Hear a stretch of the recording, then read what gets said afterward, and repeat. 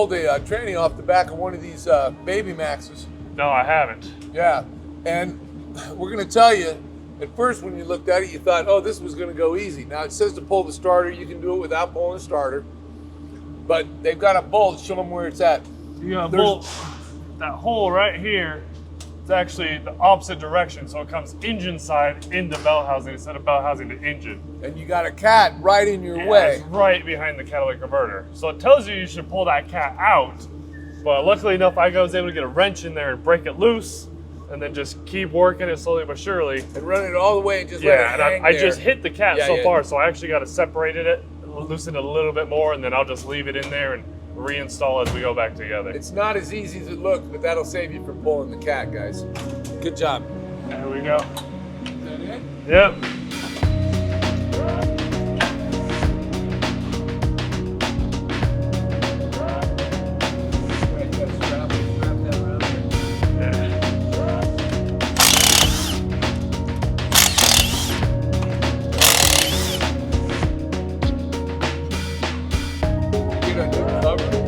I believe you have the gasket coming, so I'm going to pull the whole cover and seal. I have it sealed, but I'm waiting for the gasket to plate.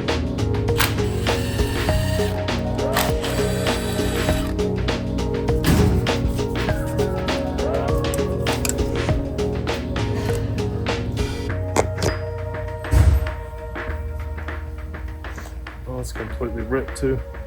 So, I don't know if that was just from me popping it off, but definitely a little brittle if it just ripped like that. Kyle, how you doing, man? Just peachy. Peachy? So what did we figure out on this seal business, bro? It was in right. It wasn't right. That's everything. That's how it's supposed to go back. There was that crack, but I'm pretty sure that was just from me pulling it out of the housing. Uh-huh. So. Yeah, it seems pretty flexible. Yeah. What's this? Just part of you knocking Yeah, that out? was just knocking out the seal out of the housing. So did he give you any special instructions, like install it and go for 24 hours before the engine starts and Nothing runs? horribly special, just a torque sequence. Install it that way, and just a little bit of oil on the sealing surface. It did. That's what it said, huh? Yeah, I read it over twice just to make sure, and just got a specific torque down, and a little right stuff for the pan mating. Cool. You know what I do? What's that? It's just, you know, to make myself sleep real good. Since the starter's still in it, you know what I'm thinking, man. Run it without it? I would. Yeah. I sure would. I'll double check if I can. I know sometimes with these, it's not too smart if it thinks something's wrong, but. Yeah, but I don't know what it think. Your tone ring and everything, nothing's on that torque converter. No. So the computer doesn't need to see it spinning. So, I mean, that's what I do, man. Yeah, just verify and make sure before putting that tranny back in. Okay. So. All right, cool.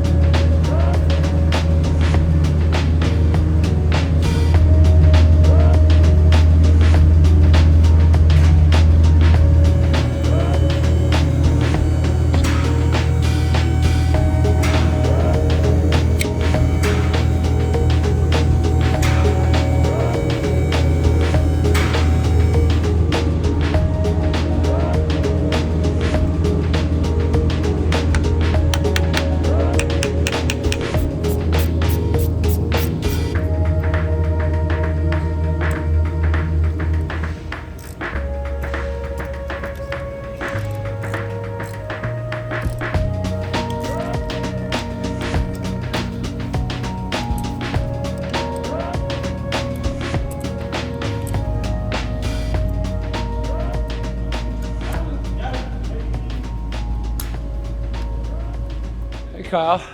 Howdy. So did you get the seal in there? Yep.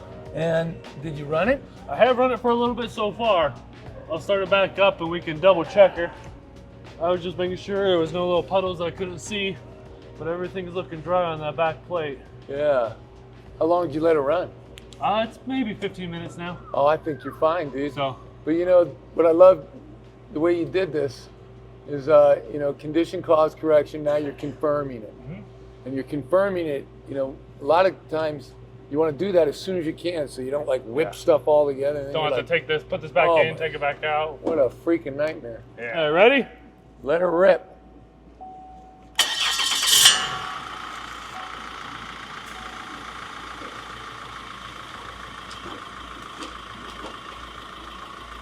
You can actually see it a little better while it's running. It opens up those holes.